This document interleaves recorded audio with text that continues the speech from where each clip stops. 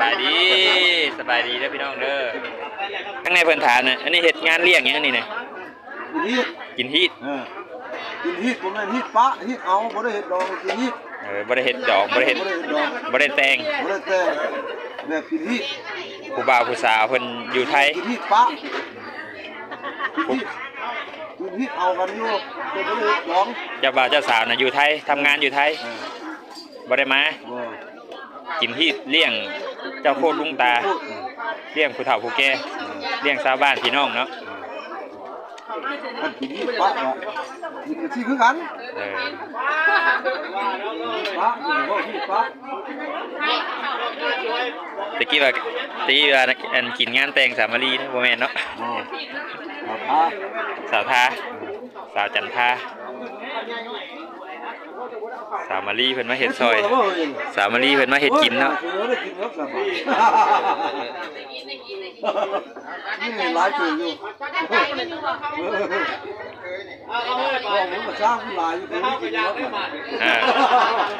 ย่านเขาลืมเคยบ่เนี่ยพวกเรากินข้าวได้เคยกินได้บัดนี้ที่เคยกินได้บัดนี้ไอ้ก่อนเคยทำเจ็บให้ข้าวกันแต่ผู้นี้นะเขียมถ่านะร้ายมาช่วยเขียมที่ยังว่าแต่ผู้นี้นะเคยย่านไม่ได้กินนะกินน้ำกัน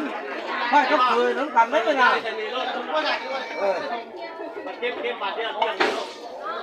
แต่ว่าผมว่าเก็บกระยาสาเขาอยู่เล็กขึ้นมันอยู่จังว่าเคยกินก้อนทำมาจักแหล้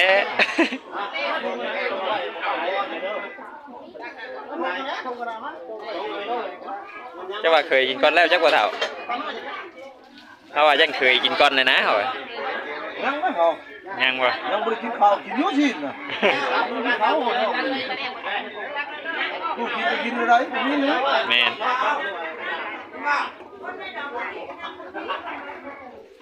ทั้งนั้นแม่ครัวเนี่ยล้างถ้วยล้างชามคนกินอิ่มคนเลยเขาว่าคนกินอิ่มกันน่ะคนกินอิ่มกันเป็นมันบ่แล้วว่าคนผมมีบัวพระเข่ามาเนาะ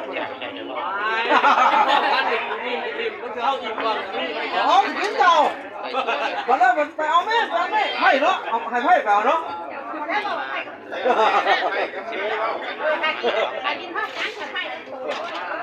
เขาให้กินพร้อมกันเขาให้ถ่ายกินพร้อมกันถ่ายกินพร้อมไผ่เนาะคนอื่นผมไปไหว้คนไผ่ไม่กินจะไม่กินไปใช้เบิดดิคือว่ามีอันพักเข่าบ่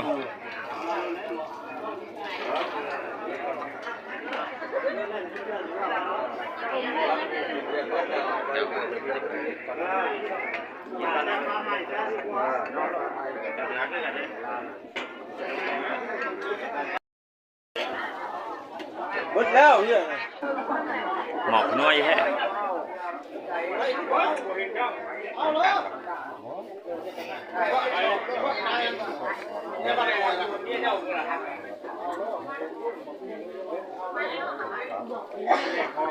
หมักแซ่บบุรีเห็นมาก้มมากี่เก็บหมักพริกเอาไปวัดถงแล้วไปยังเก็บไปยาน้ำพักแซ่บแบบเอาขวด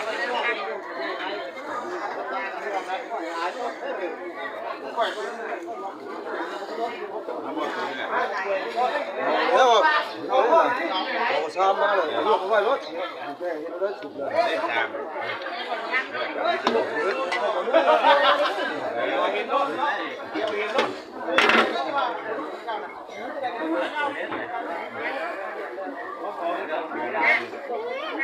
ใส่พักแซ่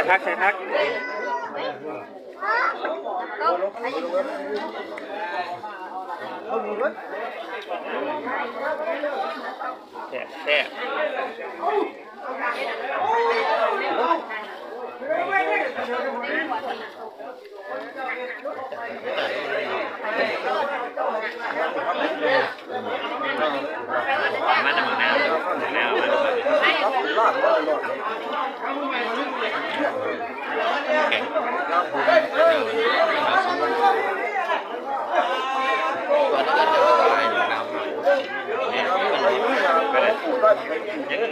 ไปหากระลุ่นจะเพิ่มไม่ได้จะเป็น ไม่สบาย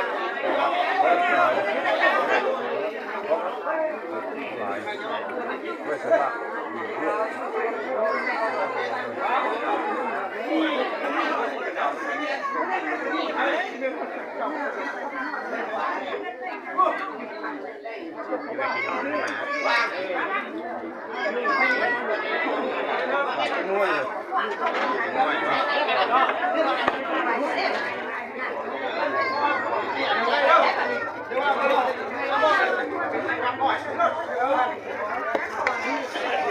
ย่อมาไม้ไปชื่อมะพร้าวมากินหวาน ฮะ ย่อมาไม้ไปชื่อมะพร้าวมากินเนี่ย ก็คือมันต่อเสียงมันหมั่งหนึ่ง ได้ไงมะแปลง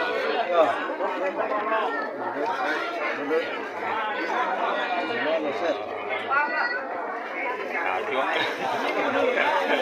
คงเพิ่งเลยใส่ลายแซ่บลาย โอ้ยอย่า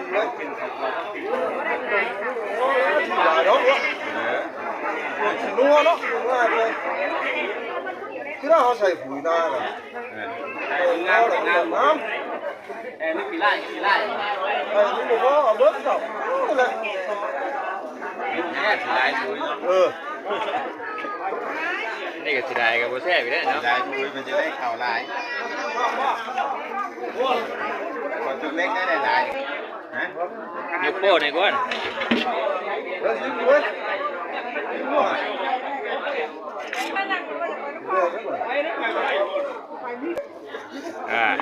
แซ่บแล้ว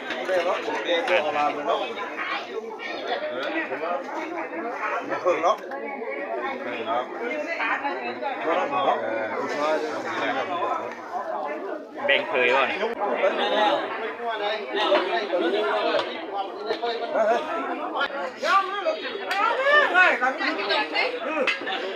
ไม่ใช่มาหรือก็ไม่ใช่ มีทุกอย่างปลูกไส้มะบัวมะหอมมีกินง่าย ก็มาหลายเลย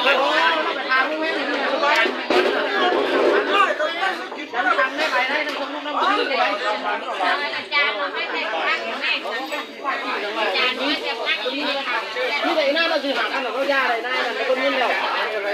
ได้ทางระหว่างทุกฝั่งก็จะบอกขับแบบนี้ได้เลยนะเราไม่เคยโดนนะเติมน้ำใสมันบ่ไม่